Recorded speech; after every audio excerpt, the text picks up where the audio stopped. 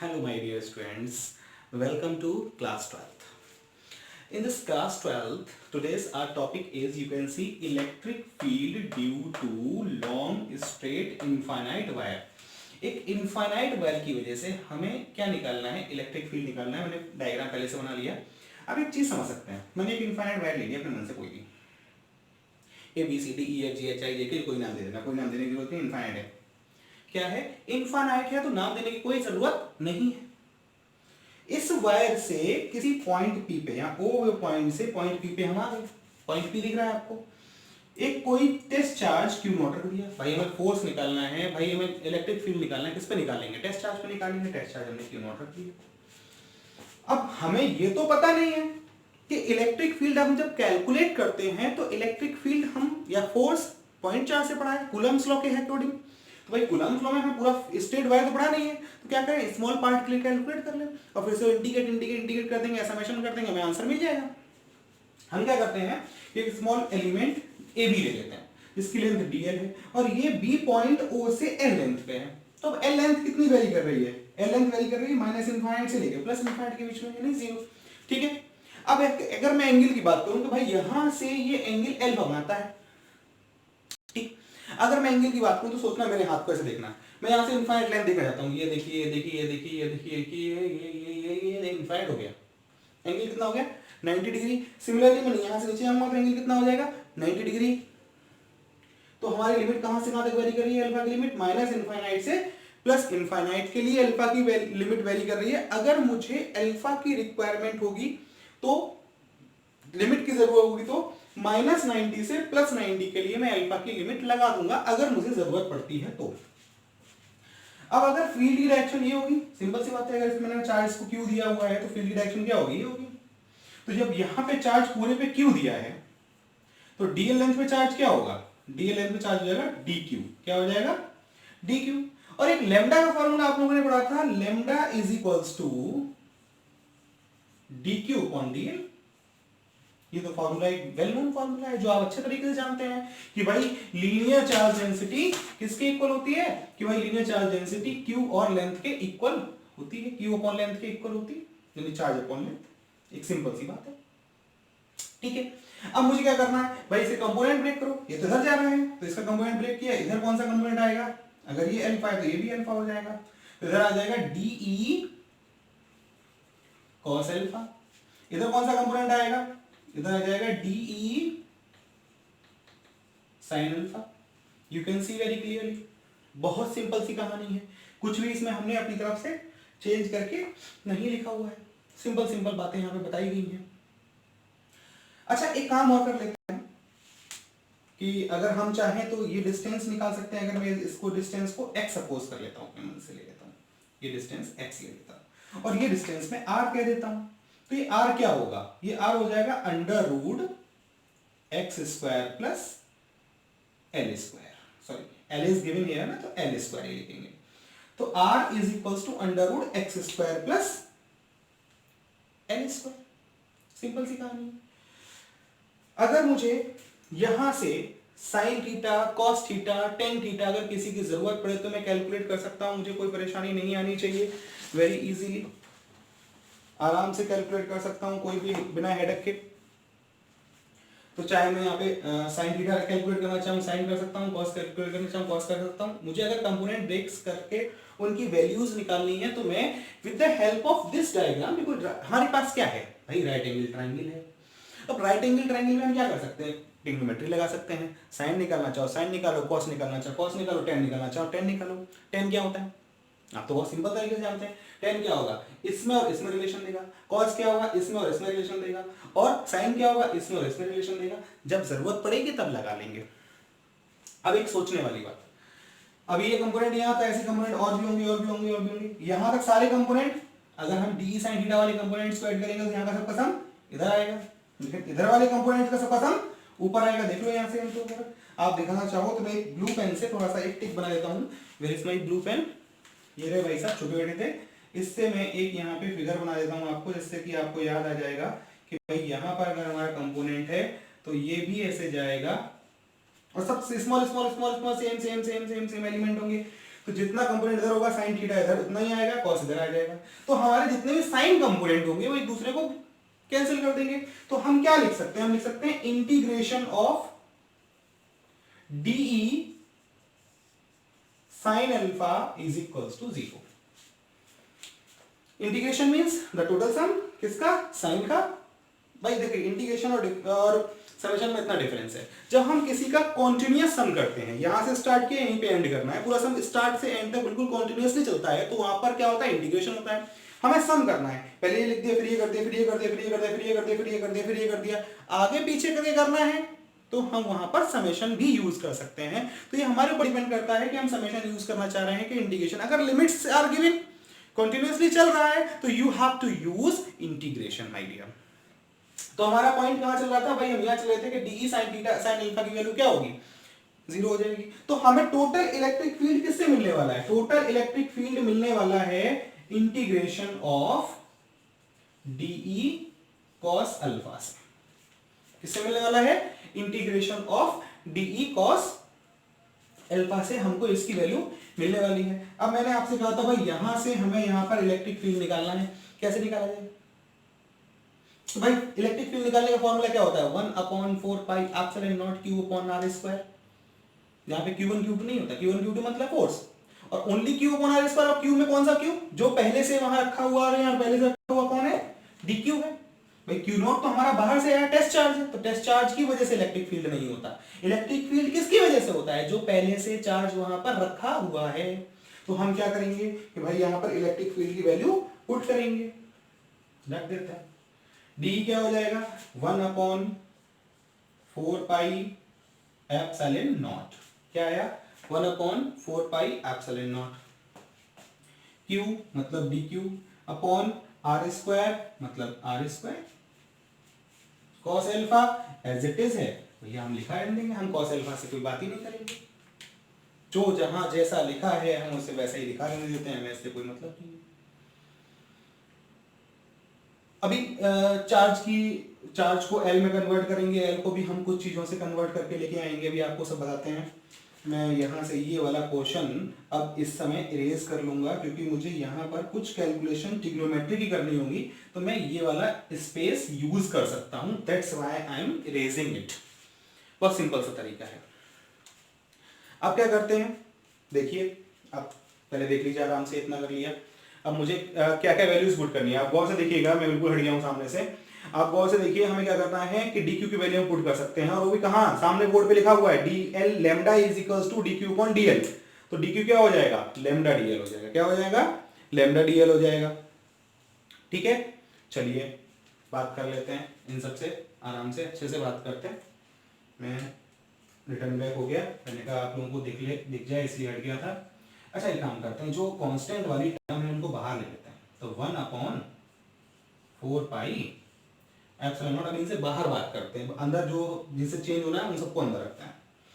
Integration D Q को हम क्या लिखेंगे, lambda dl, lambda dl upon r square, और cos, cos is what, x upon r, लिख दो भैया एक्स अपॉन आर।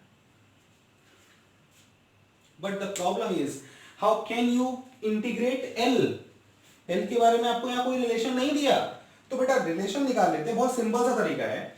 एल यहां मिल रहा है, यहां मिल रहा है, यहां भी मिल रहा है, एक्स भी है, एक्स भी परेशान कर रहा है क्योंकि एक्स की वैल्यू हमें पता नहीं है।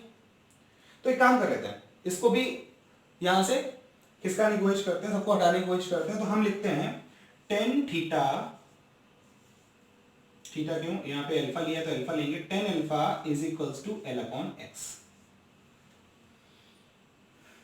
ठीक है,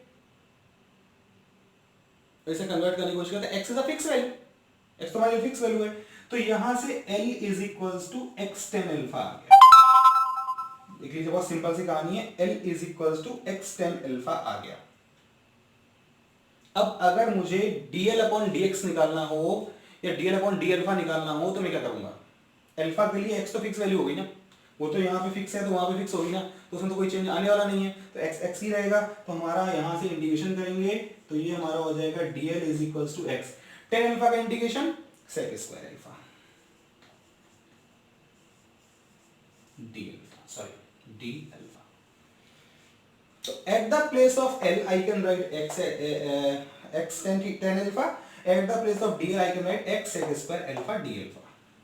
क्योंकि अल्फा की लिमिट मुझे पता है माइनस पाई बाई टू, तो मैं क्या कर रहा हूं, इस इक्वेशन को पूरे को अल्फा के फॉर्म में कन्वर्ट करने की कोशिश कर रहा हूं।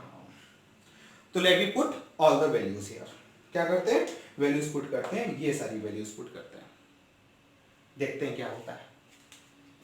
ये बन गया भाई 1/4 पाई एप्सिलॉन नॉट, लैम्डा बाहर आ गया हमारा, और ये इंटीग्रेशन में है। डीएल के प्लेस पर मैंने क्या लिखा, X sec square D alpha, X sec square alpha D alpha already, और x is also there, तो x square, r is, this is r cube, you can write from here very easily, very simply। अभी r में भी और x में भी आपको relation मिल सकता है। अगर आप इसको देखेंगे तो r में x में रिलेशन मिल जाएगा, और आप उस r x के रिलेशन से कुछ ना कुछ यहाँ से x एक्स्ट्रा चल रहा है ना, तो हटाने की कोशिश कर सकते हैं। अरे बड़े मजे से इन एक्स भाई साहब को यहाँ से छुट्टी करानी है, तो इनके मेरी जो भाई सपोज करो मुझे कहीं जाना है, तो अगर मेरे काम का आदमी मिल जाएगा तो मैं उसके साथ चला जाऊंगा ना, तो इसके काम का आदमी इसके लिए ढूंढ लाते हैं। कहाँ से ढूंढ लाते हैं, देखो ट्रिक है केवल। ट्रिक ये है कि जो हमें डी निकालना था, डी कॉस अल्फा से मिलेगा, डी की वैल्यू पुट की, कॉस अल्फा की वैल्यू पुट की। इसके बाद हम कर रहे हैं ITUS, वेरी सिंपल थिंग, इसकी टोपी उसके सिर, फिगर के साथ खेल रहे हैं, वैल्यूज मिल रही हैं, पुट कर रहे हैं, बस और कुछ नहीं करना है। तो पहले हमें एल और एक्स में रिलेशन मिला, उससे हमने डीएल की वैल्यू पुट कर दी। अब हम एक काम कर सकते हैं, वही मैं ब्लू पेन से बीच में लिख दे रहा हूं, समझिएगा अच्छे तरीके से कि भाई हमारा जो कॉस अल्फा है, गौर दीजिएगा, कॉस अल्फा हमारा क्या हो रहा है, एक्स अपॉन आर हो रहा है। क्या हो रहा है, एक्स अपॉन आर हो रहा है। तो हम आर की वैल्यू भी अगर चाहें, आर की वैल्यू अगर हम चाहें तो x अपॉन कॉस अल्फा लिख सकते हैं, लिख सकते हैं ना, बहुत आसानी से। इसे हम x सेक अल्फा भी लिख सकते हैं। क्या लिख सकते हैं भाई, 1 upon cos is sec, 1 upon cos क्या होता है, सेक होता है, हम इतना लिख सकते हैं। मैं इसलिए इतना बता रहा हूं कि आप ये लिख लेंगे तो मैं वो वाली लाइन इरेज करके फिर आगे प्रोसीड करूंगा। बहुत सिंपल मेथड, पहले डी की वैल्यू पुट की, ये आ गई कॉस अल्फा की वैल्यू, कॉस अल्फा अगर चाहे तो हम कॉस अल्फा भी छोड़ सकते थे, खैर वो कट जाता कोई बात नहीं है। Lambda DL D Q X R R, अब मुझे एक्स हटाना है, हम यहाँ आगे, यहाँ मुझे क्या करना है, एक्स हटाना है। तो आप एक काम कीजिए, इसका स्नैपशॉट ले लीजिए, मैं थोड़ा सा अलग हट जाता हूँ। This is cos alpha equals to X upon R, R तो यहां से आर इक्वल्स टू क्या हो जाएगा, X upon cos alpha, X sec alpha. You can see very easy. Pause करके नोट कर लीजिए इस चीज को।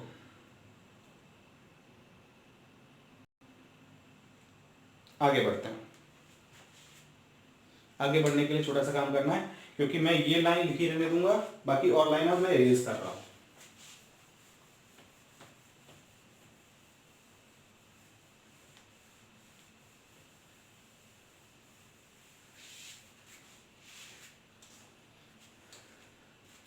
So this will become E is equals to 1 upon 4 pi epsilon naught, lambda is there, this is integration x square sec square alpha d alpha, at the place of r cube I can write x cube sec q alpha, x cube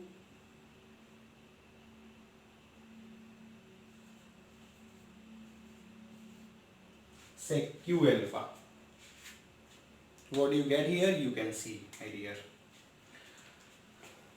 ठीक है, square this, square this, 1 upon 4 pi epsilon not lambda upon x integration cos alpha d alpha and limit is minus pi by 2 to pi by 2। किसकी limit, alpha की limit. कितनी है -π/2 से π/2।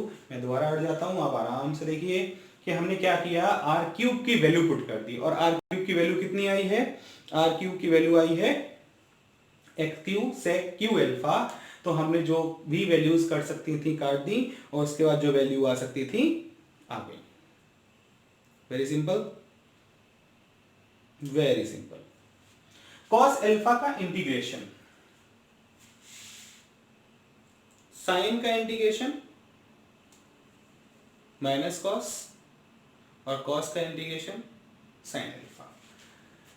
Okay, एक one more thing is there, -a2 plus a, when the power is just like this -a2 plus a, so you can write also here this is e is equals to 1 upon 4 pi epsilon naught, इसको इधर लिख देते हैं नहीं तो confuse करेगा, de cos alpha lambda upon x into 2 multiplied 0 to π/2. Okay, cos alpha d alpha. Now you can integrate cos alpha. By integration of cos alpha, what do you get? Sin alpha. This derivation is about to complete.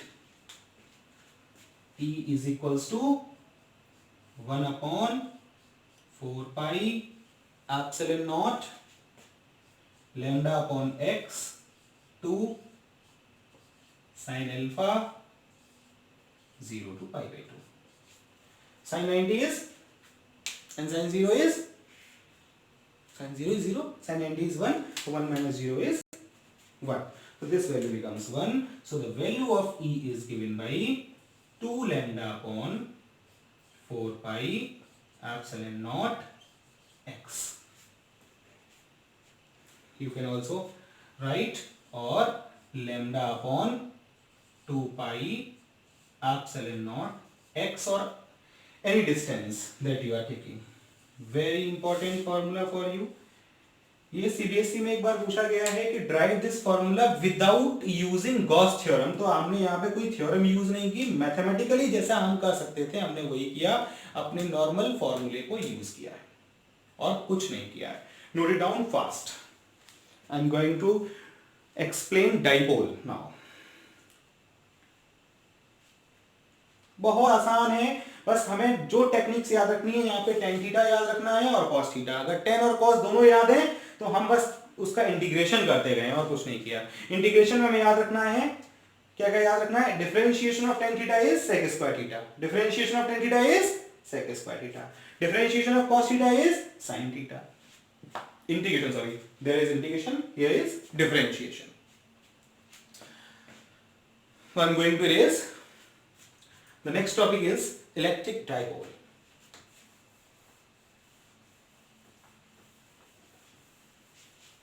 चलिए derivation नहीं erase करते हैं, अगर आपको लिखना है तो लिख लीजिए electric dipole. Do you know dipole? Di means two और पोल मीन्स पोल। तो जिसके दो पोल हों, जिसके क्या हो, दो पोल हों, जैसे अगर हम कहीं पे पोलरिटी को डिसाइड करने बैठेंगे तो तभी तो हम दो बताएंगे। जनरली हम दो कब बोलेंगे, जब दोनों इक्वल और अपोजिट हो। भाई सपोज करो मैंने इसको चार्ज दिया, यहाँ प्लस हो गया, यहाँ माइनस हो गया। अब ये अगर प्लस और माइनस यहाँ पे है, इन दोनों के बीच की गैपिंग है, ना इधर जा रहा है ना इधर जा रहा है, वैसे तो अट्रैक्शन होना चाहिए। हमने अट्रैक्शन को रोकने के लिए डाइलेक्ट्रिक मीडियम लगा दिया बीच में। अब एक सेपरेशन बन गया, नहीं बन गया, मैंने फिक्स कर दिया, तो अभी क्या बन गया, ये डाइपोल बन गया। कैसे बन गया कि भाई ये डाइलेक्ट्रिक मीडियम है, यहाँ प्लस चार्ज है और यहाँ माइनस चार्ज है, जितना प्लस यहाँ दिया है उतना ही माइनस यहाँ देना है। तो जो सिस्टम बना, ये जो पॉइंट बना, ये जो सिस्टम बना माय डियर, ये सिस्टम क्या बन गया, डाइपोल बन गया। तो इलेक्ट्रिक डाइपोल। तो ये जो सिस्टम बना, क्या बना सिस्टम हमारा, ये सिस्टम, जिसमें यहाँ प्लस क्यू चार्ज है, यहाँ माइनस क्यू चार्ज है, और इसको सेपरेट कर दिया है डिस्टेंस r से। अब इसी डिस्टेंस r को हम 2l बोलेंगे, जो आप अब तक r बोल रहे थे, इसी r डिस्टेंस को हम 2l बोलेंगे। तो ये जो सिस्टम बन के हमारा तैयार हुआ, इस सिस्टम को हम डाइपोल बोलेंगे। कैसा 2l क्यों ले रहे हैं? एक्चुअली बेटा देखो, कोई सिस्टम होता है तो हम उसके हमेशा मिड पॉइंट से या सेंटर ऑफ ग्रेविटी से या सेंटर से काम करते हैं। सेंटर से मेजरमेंट करना स्टार्ट करते हैं, क्योंकि सारा चीज उसके सेंटर पे डिसाइड होती है। अब अगर इसे L ले लेते, तो अगर उसका डिस्टेंस सेंटर लेते तो L/2, और अभी आगे आने वाली कुछ कैलकुलेशंस ऐसी है जिसमें L/2 लेंगे तो क्या होगा, वो कैलकुलेशन थोड़ी टफ हो जाएगी।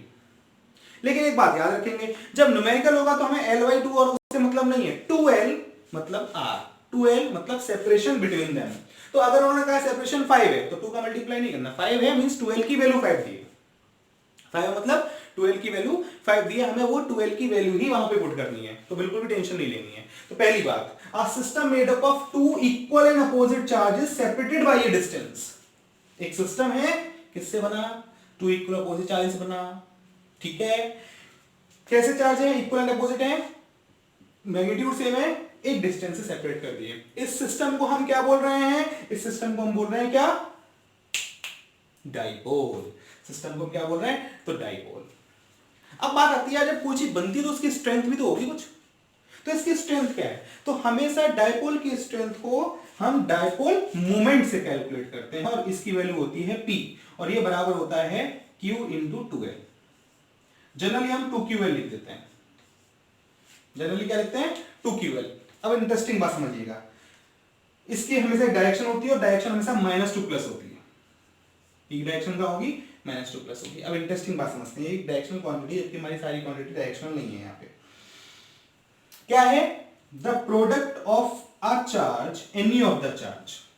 अब मेरी बात समझना, ना प्लस लेना है ना माइनस लेना है, हमें चार्ज की केवल वैल्यू को लेना है, और हमारी वैल्यू कितनी है, Q है। चाहे हमारा चार्ज प्लस Q हो तो उसका मॉड हमारा क्या आएगा, Q आएगा, और अगर हमारा चार्ज -Q हो तो उसका मॉड क्या आएगा, Q आएगा। तो सीधी सी बात है, हमें क्या लेना है, उस चार्ज का अमाउंट लेना है। तो amount of charge and separation के मल्टीप्लाई को किसका मल्टीप्लाई, सेपरेशन का, सेपरेशन है ये क्या है, दोनों के बीच की गैपिंग, दोनों चार्ज कितने सेपरेशन से हैं, तो ये क्या है, गैपिंग बिटवीन चार्जेस, ये क्या है, सेपरेशन बिटवीन चार्जेस, और ये क्या है, amount of any of the charge. किसी का ले लो, दोनों बराबर हैं। अगर ये +5 है तो ये -5 होगा, ये +2 है तो ये -2 होगा, ये +25 है तो ये -25 होगा।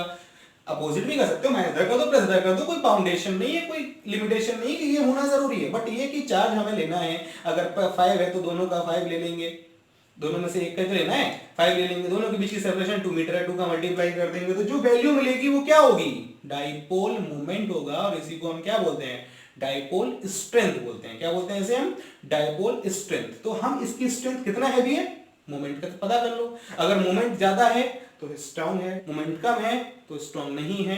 तो जब डाइपोल मोमेंट क्या बताता है, डाइपोल मोमेंट उस डाइपोल की स्ट्रेंथ को बताता है। क्या बताता है, उसकी स्ट्रेंथ को बताता है, ठीक है। अब अगर हमें दो चार्ज का सिस्टम मिल गया, तो इलेक्ट्रिक फील्ड अभी एक चार्ज से निकाल रहे थे, अभी हम दूसरा चार्ज यहां पे लाकर रख दे, तब इलेक्ट्रिक फील्ड कितना होगा, तो वो भी तो हमें निकालना होगा ना, इलेक्ट्रिक फील्ड। तो अब हम वही इलेक्ट्रिक फील्ड कैलकुलेट करने की कोशिश करते हैं कि electric field due to dipole.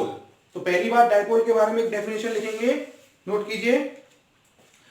A system of two equal and opposite charges, a system of two equal and opposite charges separated by a small distance is called what, dipole. What is the strength, the dipole strength or dipole moment is given by the product of any of the charge to the separation between them, product of any of the charge to the separation between them is called its dipole moment. Very simple, इसी को हम क्या बोलेंगे, dipole moment बोलेंगे। कोई परेशानी इस point पे आने में, अब अगर नहीं है तो हम इलेक्ट्रिक फील्ड निकालते हैं ड्यू टू डायपोल, कि डायपोल की वजह से इलेक्ट्रिक फील्ड क्या होगा। एक बात और याद रखनी है, जब तक हम इलेक्ट्रिक फील्ड और इलेक्ट्रिक फोर्स की बात कर रहे हैं, डायरेक्शन की बात करेंगे, कभी भी उसके मैग्नीट्यूड की बात नहीं करेंगे। चार्ज से मिलने वाले इलेक्ट्रिक फील्ड या इलेक्ट्रिक फोर्स के डायरेक्शन की बात करेंगे। अब सिंपल सी बात है यार, अगर मैं पॉजिटिव चार्ज हूं तो मेरे अंदर से फील्ड लाइन बाहर निकलेंगी, तो फोर्स बाहर की तरफ लगाऊंगा। अगर मैं नेगेटिव चार्ज हूं तो मेरे पास फील्ड लाइन अंदर की तरफ आएगी, तो मैं फोर्स की डायरेक्शन इधर की तरफ ऐसे रखूंगा। अब अगर मुझे रिपेल भी करना है तो मैं इस टाइप से रिपेल करूंगा, समझ रहे ना। अब सेम टाइप का आएगा तब रिपेल वाली कंडीशन आएगी। अदरवाइज अगर एक प्लस एक माइनस है ना यहाँ पे, तो हमें क्या देखना होगा कि किधर से किधर चल रहा है, डिस्टेंस हमें लेना देना होगा उसकी। किस लेना देना होगा? डिस्टेंस से लेना देना होगा। तो हम जो भी बात करेंगे वो डिस्टेंस से करेंगे। तो सपोज कर लेते हैं भाई मेरे पास एक, ओ सॉरी फालतू यूज कर दिया, यही फिगर हमारा काम कर जाता। Electric field due to dipole, heading है electric field due to dipole.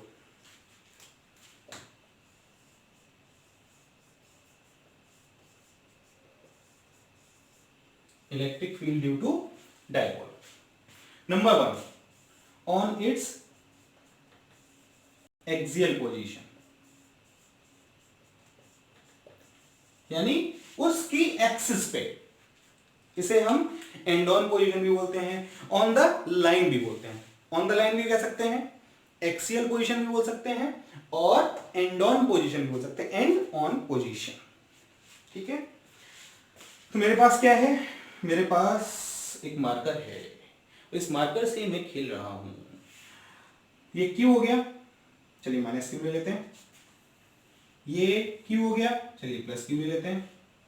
दोनों के भी इसको ए नाम दे देते हैं, इन भाई साहब को बी नाम दे देते हैं। कोई परेशानी? ये कौन है? ए, ये कौन है? बी। इसका चार्ज कितना है? Plus Q. इसका चार्ज कितना है? Minus Q. अच्छा, दूसरी बात कर लेते हैं। बात कई तरह से कर सकते हैं। अब क्या करना है भाई? इनका मिड पॉइंट हमने ओ कह दिया। ये डिस्टेंस कितनी है? एल। ये डिस्टेंस कितनी है? एल। टोटल डिस्टेंस कितनी है? 2l। मैंने यही कहा था ना कि दो चार्जेज, एक प्लस एक minus, separated by a distance, they make a system, this is called dipole. तो dipole has two charges, separation is 2l, mid point l and l। Any परेशानी? एक्सियल पोजीशन, मेरे पास इधर बोर्ड नहीं है, इधर बनाता तो देखते हैं कि एक्सियल पोजीशन इधर भी हो सकती है, इधर भी हो सकती है, भाई कहीं भी हो सकती है। मैंने क्या किया? एक्सियल पोजीशन पे आ गया। जब एक्सियल पोजीशन पे आके यहां पर कोई इनफाइनाइट से मैं कौन लेके आया हूं? टेस्ट चार्ज को लेके आया हूं। इस पॉइंट को मैं क्या कह देता हूं? P कह देता हूं। चार्ज कौन सा था? प्लस क्यू था, माइनस क्यू था। चार्ज को क्या नाम दे दिया? इस चार्ज को मैं क्या नाम दूं? टेस्ट चार्ज नाम दूं। इसके बाद मुझे क्या करना है भाई? मैंने सपोज कर लिया कि ये चार्ज इस सिस्टम से r डिस्टेंस पे है। सपोज नहीं करना है भाई, हमें जो कुछ निकालना था कहां से निकाला? सिस्टम से निकालना। सिस्टम के मिड पॉइंट से निकालेंगे नहीं निकालेंगे? सिंपल सी बात, सिस्टम के मिड पॉइंट से निकालेंगे। r आ गया। अगर मैं यहां से डिस्टेंस को मेजर करना चाहूं तो ये r माइनस एल होगी, नहीं होगी बताइए? ऐसे ही अगर हम यहां से डिस्टेंस कैलकुलेट करना चाहें तो ये r प्लस एल होगी। बोले सर कैसे आया? बताए? देखिए r है यहां से यहां तक, इसमें से इस l को माइनस कर दिया, इतनी मिल गई। इसमें इस l को ऐड कर दिया, इतनी मिल गई। आहा, नहीं मिली। अब देखिए एक बहुत छोटी सी बात हमें स्टार्ट करनी है। कैसे स्टार्ट करनी है कि भाई मुझे इलेक्ट्रिक फील्ड निकालना है। और क्या स्टार्ट करना? मैं इलेक्ट्रिक फील्ड की बात कर रहा हूं तो इलेक्ट्रिक फील्ड ही निकालूंगा। तो मुझे इलेक्ट्रिक फील्ड निकालना है, तो मैं पहले यहां से भी निकाल सकता हूं, पहले यहां से भी निकाल सकता हूं, जैसी मेरी मर्जी, कोई टेंशन नहीं है। अब एक बात याद रखेंगे, चाहे हम इलेक्ट्रिक फील्ड निकालें चाहे इलेक्ट्रिक फोर्स निकालें, हमें याद रखना है कि उनका हमेशा हमें क्या करना है? वेक्टर सम करना है। क्या करना है? हमेशा वेक्टर सम करना है। तो ई ए, ई बी, ये किसकी वजह से है? ए की वजह से। किसकी वजह से है? बी की वजह से। मैं एक जनरल फॉर्म निकालूंगा, उसके बाद लास्ट में वेक्टर फॉर्म भी बता दूंगा। ठीक है, आप बना सकते हैं vector form. 1/4 pi epsilon naught, 1/4 pi epsilon naught. अगर आपके पास कोई मीडियम के है तो you have to write medium, otherwise कोई जरूरत नहीं है। ठीक है, नेक्स्ट पॉइंट हमारा क्या होगा कि भाई हमने वैल्यू पुट कर दी। अब हम क्या करते हैं कि यहां पर ए से निकाल रहे। ए पे चार्ज क्या है? क्यू है। मैंने क्या कहा था? नेचर नहीं यूज करनी है। डिस्टेंस क्या है? r प्लस एल है, r प्लस एल लिखना है। Very good. इसका स्क्वायर भी लिखना है। डायरेक्शन क्या होगी? माइनस है, ये क्या है? प्लस है, तो डायरेक्शन हो गई इधर, ये हो गया हमारा ई, और इसकी डायरेक्शन हो गई इधर, ये हो गया हमारा ई बी। क्योंकि प्लस भाई साहब को बाहर की तरफ धक्का देना, माइनस अपनी तरफ खींचता है, तो माइनस के लिए ई ए अपनी तरफ खींचेगा, ई बी बाहर की तरफ फेंक देगा। एनी परेशानी? बहुत सिंपल सा था। तो आप चाहे तो लिख सकते हैं P A is its direction. इसकी डायरेक्शन क्या है? पी ए अलग से लिख देनी। ये क्या इंडिकेट कर रहा है, इसकी डायरेक्शन को इंडिकेट कर रहा है, बाकी इससे हमें कोई बहुत ज्यादा मतलब नहीं है। डायरेक्शन को हम यूज करेंगे कि एडिशन के लिए, that's why I am using here. Clear? Next point, Q upon R minus L का होल स्क्वायर। इलेक्ट्रिक फील्ड ही चल रहा है तो ये हो जाएगा BP, किसी का बड़ा तो नहीं है कि इतना खतरनाक डेरिवेशन, इतना खतरनाक फिगर तो नहीं है कि जो BP को बढ़ाए, तो B से P और P के बाद खत्म। ठीक है, अब मुझे कोई खींच रहा है, एक इधर खींचा एक इधर चला, इधर चला मैं उधर चला, अब जाने कहां मैं किधर चला, कहां चला, चलना वही है जहां पे फोर्स ज्यादा होगा। भाई मुझे दो लोग खींचे तो कौन किधर जाऊंगा, इसने खींच लिया इधर चला गया, इसका फोर्स ज्यादा इधर चला गया। डांस नहीं करना है, एक नॉर्मल सी बात सोचनी है। ठीक है, तो अब हमारे पास अगर हम यहां पर बात करते हैं तो ई टोटल हमारा हो जाएगा, मैं डायरेक्ट लिख रहा हूं, आप मुझे बताएंगे मैंने ऐसा क्यों लिखा, EB माइनस EF। देखो भैया, एक इधर ज्यादा कौन है, ज्यादा ये है, क्यों, इसकी डिस्टेंस कम है, चार्ज दोनों का सेम, ये दोनों का सेम, डिस्टेंस इसकी कम डिस्टेंस इसकी ज्यादा, तो इनवर्सली प्रोपोर्शनल अगर वैल्यू बढ़ जाएगी, ये वाली वैल्यू, तो ये वैल्यू कम हो जाएगी, और ये वैल्यू कम हो जाएगी तो ये वैल्यू बढ़ जाएगी, तो इसलिए EB बड़ा हो गया, ये छोटा हो गया। तो बड़े वाले में छोटे को माइनस कर दो और बड़े वाले की डायरेक्शन में ही आपको रिजल्ट मिलेगा। तो हमारा बड़ा वाला किधर काम कर रहा है, इधर, छोटा वाला किधर काम कर रहा है, इधर। अब बड़े वाले में फोर्स इधर लगाए तो रिजल्टिंग आंसर इधर आ जाएगा इस टाइप से। ठीक है, तो रिजल्टिंग आंसर B माइनस ए हो जाएगा। तो इस रिजल्टिंग आंसर को लिखने के लिए हम क्या करते हैं, 1 अपॉन 4 पाई एप्सिलॉन नॉट और Q कॉमन ले लेते हैं। अंदर क्या बचा है, 1 अपॉन R माइनस L का होल स्क्वायर, तो लिख देंगे 1 अपॉन R माइनस L का whole square minus 1 upon R plus L का होल स्क्वायर। है कि नहीं भाई, हमको निकालना था E, तो E की वैल्यू क्या होगी, E की वैल्यू सर जी आपने लिखा है Q upon 4 pi epsilon not, हमने कहा वेरी गुड, हमने यही लिखा है। हम क्या करेंगे, एलसीएम लेंगे, तो हो जाएगा R माइनस L का होल स्क्वायर और R प्लस L का होल स्क्वायर, तो A plus B, A minus B, A square minus B square, तो R स्क्वायर माइनस, मैं थोड़ा बड़ा बड़ा लिख देता हूं, R square minus L square का होल स्क्वायर, ब्रैकेट क्लोज, और इधर बचेगा, देख लो, इधर बचेगा R प्लस L का whole square minus, sorry, R minus L का होल स्क्वायर, ये बचेगा होल स्क्वायर। ओपन कर दो, काट पीट डालो, जो बचेगा वो आंसर हो गया। काट देते हैं, तो फाइनल आंसर लिखना है, इसलिए थोड़ा सा ये ले लेते हैं, Q upon 4 pi epsilon not. अब थोड़ा सा लिखते हैं, A square plus B square यानी R square plus L square plus 2RL minus R square minus L square. ऐसे तो आना चाहिए था A square plus B square minus 2AB, लेकिन माइनस भाई साहब का भी तो अंदर मल्टीप्लाई करना है, तो वो मल्टीप्लाई कर दिया, तो माइनस माइनस प्लस 2RL, और अपॉन में कौन चल रहा है, R square minus L square का whole square, bracket close. Note कर लीजिए, फिगर वाला पोर्शन अगर आपने नोट देख लिया हो, समझ में आ गया हो, तो इरेज कर देते हैं, आ गया होगा, देख लो एक बार, तो इसको हम इरेज कर देते हैं, जिससे कि इस इधर वाले पोर्शन में अब डेरिवेशन हो जाएगा आराम से। भाई कर देते हैं,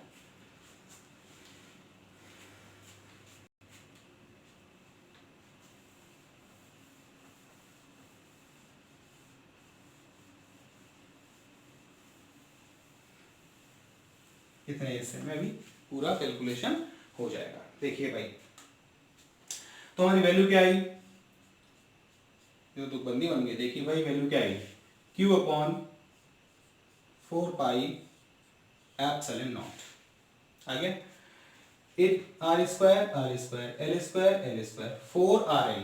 मैं क्या करता हूं, 4RL है ना, तो मैं इसको लिखता हूं 2R इंटू 2L, रिश्ता वही, सोच नहीं, R square minus L square का भी whole square, 2L into Q मिलके कौन बन गया, P, तो ये बन गया 1/4πε0 2πr,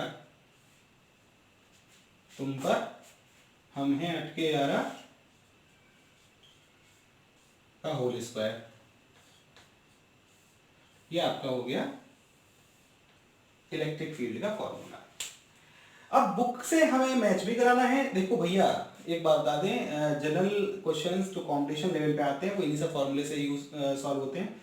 अब एक छोटा सा फॉर्मूला, अगर पॉइंट चार्ज है और चार्ज बहुत छोटा है, आप एक बात जानते हैं कि जो हमारा गैपिंग है L बहुत कम होना चाहिए, नहीं तो वो एक सिस्टम बन के तैयार नहीं होगा। तो अगर L बहुत कम है किसके कंपैरिजन में, R के कंपैरिजन में। किसके कंपैरिजन में, R के कंपैरिजन में। तो हम क्या करते हैं, ऐसी चीज को नेग्लेक्ट कर देते हैं। क्या करते हैं, चीज को नेग्लेक्ट कर देते हैं। जैसे देखो याद रखना, बहुत छोटा बहुत बड़े का मतलब मैं आज आपको समझा दूं। इनफाइनाइट का मतलब ये नहीं होता यहां से गए और हम आसमान पाताल फाड़ के कहीं से कोई चीज लेके आ रहे हैं ना भैया। तुम्हारे पास 2000 मेरे पास 20 रुपया, तुम्हारे पास 2000 मेरे पास 20 रुपया। क्या 20 रुपये की वैल्यू नहीं क्या? अरे मार्केट से कुछ खरीद सकते हैं, 15 रुपए का मार्कर आता है, 5 लाख भी बच जाएगा। एक एग्जाम्पल ले लेते हैं। तो वही हम एक सिंपल सा एग्जाम्पल लेते हैं कि भाई तुम्हारे पास 2000 मेरे पास 20 रुपया। अगर मैं 2000 को 20 रुपए से कंपेयर करूं तो my rupees is negligible. This is tends to zero, this is called tends to zero. Zero नहीं है, अमाउंट है उसका, लेकिन वो टेंस टू जीरो है क्योंकि उसकी वैल्यू दूसरे कंपैरिजन में कम है। क्लियर? दूसरी बात, वो 2000 इन कंपैरिजन टू 20 कितने हुए, इनफाइनाइट हुए यहां, क्योंकि उस 20 कंपैरिजन में वो 2000 बहुत बड़ा है। तो दो फिजिकल क्वांटिटी में देखनी होती हैं, उनको हम इनफाइनाइट और टेंस टू जीरो तक बता सकते हैं जब हमें ये पता हो कि एक क्वांटिटी दूसरे कंपैरिजन में बहुत बड़ी है, इनफाइनाइट, बहुत छोटी है, टेंस टू जीरो। तो यहां पर हम क्या करेंगे, यहां पर L टेंस टू जीरो। और याद रखेंगे जब कोई चीज टेंस टू जीरो में होती है तो मल्टीप्लाई डिवाइड में से नहीं हटेगी। कहां से हटेगी, एडिशन या सब्सट्रैक्शन से हटेगी केवल, क्योंकि जोड़ने से कोई बहुत बड़ा असर नहीं पड़ा और तोड़ने से मतलब माइनस करने से कोई बहुत बड़ा असर नहीं पड़ा। उस केस में ये कब होगा L टेंस टू जीरो, मैंने कब बताया था, जब हमारा L बहुत छोटा है R से, तब L टेंस टू जीरो होगा। तो यहां से L वैसे बढ़ जाएंगे। तो हमारी E की वैल्यू क्या आ जाएगी, E की वैल्यू आ जाएगी 1/4πε0 2πr एज इट इज, और ये r पावर 4, इससे इसको काट डालो 3 आ गया। तो E की वैल्यू क्या आई, 1/4πε0 2p/r3। अभी ये हमारी वैल्यू है, you can write it also in vector form. तो वेक्टर फॉर्म में लिखने के लिए क्या करेंगे, E vector is equals to 1/4πε0 2p/r⁴ r vector. याद करो, अरे मैं r कैप लगाऊंगा यहाँ, और r कैप क्या होगा, r वेक्टर अपॉन r होगा। तो जैसे r वेक्टर अपॉन r होगा पावर 4 हो जाएगी, नहीं हो जाएगी q से। तो जनरली हम 2p/r q यूज करते हैं अगर वेक्टर फॉर्म लिखनी होगी, तो हमारा ये सब इंट्रोड्यूस हो जाएगा। This is vector form of this electric field. हमें क्या करना है भाई यार, उसमें यार कैप लगा देना होता है, टोपी पहना देनी है। वेक्टर बनाने के लिए हमें कुछ नहीं करना, बेवकूफ बनाना है। क्या करना है, उसको फॉर्मूले को टोपी बना देनी, कैप लगा देना आर के ऊपर आर के ऊपर कैप लगा दिया, आंसर आ गया। तो you can note it down. मैं आ जाता हूं।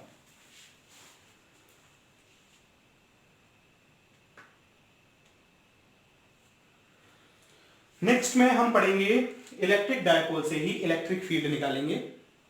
क्या इलेक्ट्रिक फील्ड निकालेंगे, due to in its non axial position. ठीक है, इलेक्ट्रिक फील्ड कैलकुलेट करेंगे नॉन एक्सियल पोजीशन में, और फिर हम टॉर्क की बात करेंगे कि थोड़ा सा इलेक्ट्रिक डायपोल अगर रखा है तो वो कितना टॉर्क देगा। तो ये इलेक्ट्रिक फील्ड वाला कॉन्सेप्ट हमारा कंप्लीट हो जाएगा। तो कुछ न्यूमेरिकल्स लगाएंगे नेक्स्ट टर्म पे। तो एक छोटा सा कॉन्सेप्ट है वो करेंगे, कौन सा, इसका electric field due to dipole in its non axial position, और उसके बाद एक छोटा सा कॉन्सेप्ट है टॉर्क, और फिर 2 3 4 5 10 न्यूमेरिकल लगाएंगे, जिससे कि आपको मैं जैसे पिछली बार न्यूमेरिकल लगाना सिखाऊंगा कि भाई ऐसा फॉर्मूला है तो हमें क्या करना है, ऐसा फॉर्मूला है तो क्या करना है, ऐसी वैल्यूज दे तो हमें क्या करना है, ये बताऊंगा मैं आपको। ठीक है, फिर उसके बाद हम गॉस थ्योरम की तरफ मूव करेंगे. ओके.